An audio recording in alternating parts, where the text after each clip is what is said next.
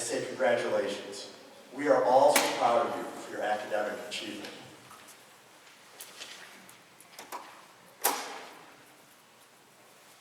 And Bob, I want to say thank you as well for that very kind introduction.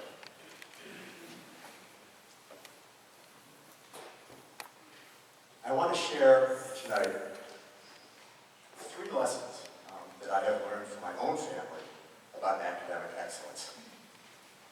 When I was a child, my dad taught classes during the day, and then took classes at night to get his PhD. When I was a middle and a high school teacher, my mom did the same thing. Only for her it was harder because she was the only woman in her graduate program. As a teen, I didn't really fully understand all the ways mom and dad influenced my desire to learn. And I just assumed everyone's mom and dad spent weekends grading papers and reading dense tomes in educational history and deconstructing feminist interpretations of literary classics, as one does. I just assumed everyone had ceiling-to-floor bookshelves throughout their home. I just assumed everyone had robust philosophical discussion at the dinner table. And so my love of learning didn't seem exceptional at the time. I woke up, went to school, worked hard, washed, rinse, repeat. But life has taught me to be thankful for the many advantages I had. So I really want tonight to share 3 lessons about academic excellence that I learned from my family. The first lesson is to be grateful. The second lesson is to stay humble. The third lesson is to help others. My hope is that you'll reflect on these lessons as you continue your academic journey. The first lesson about academic excellence is to be grateful for the context of our success. Most of us here tonight are driven. We are hard workers. We have made academics a priority, and for that we've been rewarded. And it would be easy to assume all of the credit for that success. It would be easy, but it would be wrong. Hard work is necessary. Okay? It is necessary for academic achievement, but it is not sufficient. Success also depends on the context in which we live. And that context is our family. They provide food and shelter. They provide love and support. They cheer our victories and console us during defeat. They sacrifice so that we may thrive. And we must always be grateful for that. We must always be grateful for that. Like most people, I had a few rough spots in school. When I totaled my mom's car, when I got a D on my polymer chemistry midterm, when I first came out.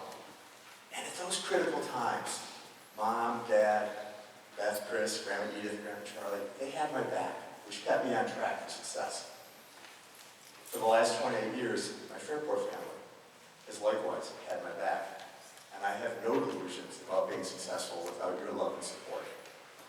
So to all of our award winners, tonight we celebrate your success, but we also celebrate your families, and we thank them for all the love and support they've given you along the way. The second lesson about academic excellence is to stay humble.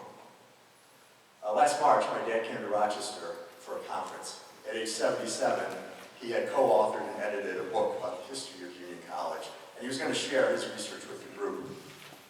One of the professors at the conference told me later, he said, "Rich, your dad's kind of a big deal here."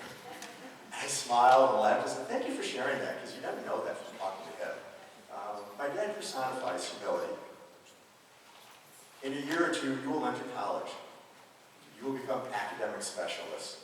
Very quickly, you will know more about some subject than most of your family and friends. You will be a big deal. Be proud of that, but also be humble. It might be tempting to brag about your brilliance. Resist that temptation. When I graduated with my master's degree in chemistry, I thought I was pretty hot stuff.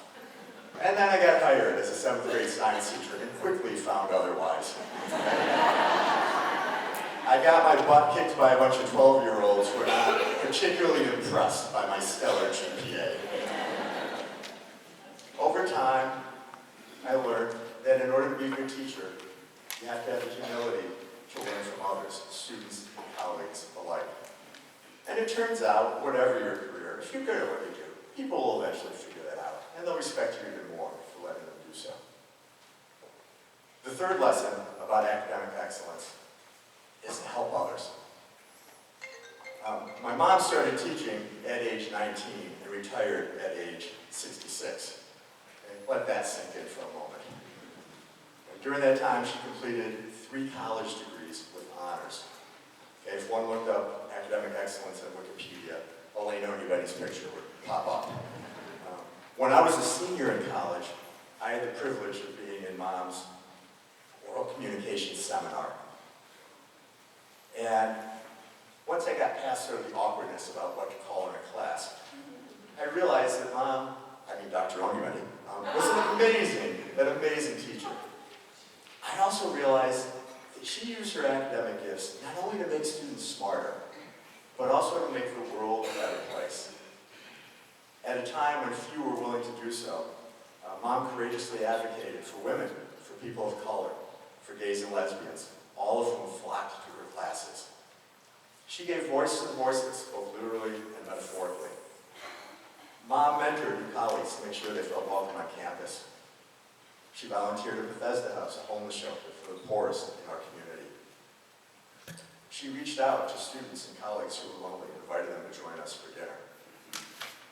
My mom personified our Fairport family value of care. We lost Mom 2 years ago on Christmas morning.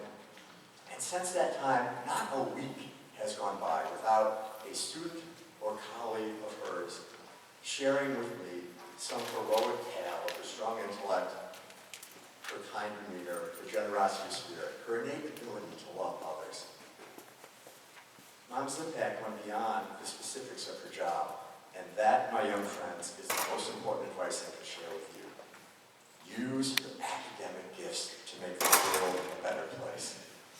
I can assure you, when you get to be my age, that will be the legacy about which you will be most proud. From the bottom of my heart, I say congratulations. As you hone your academic skills, be grateful, stay humble, help others, and you will continue to make all of us quite proud. Thank you very much.